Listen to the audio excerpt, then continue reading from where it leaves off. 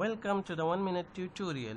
Artificial intelligence refers to the simulation of human intelligence in machines that are programmed to think like humans and mimic their actions. The term may also be applied to any machine that exhibits traits associated with a human mind, such as learning and problem solving.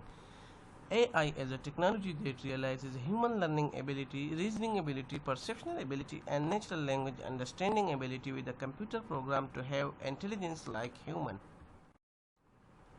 Artificial intelligence is intelligence demonstrated by machine, unlike the natural intelligence displayed by human and animals, which involves consciousness and emotionality.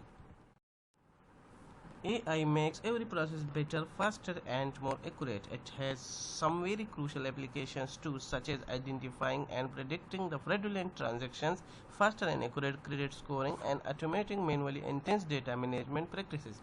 AI improves the existing process across the industries and applications.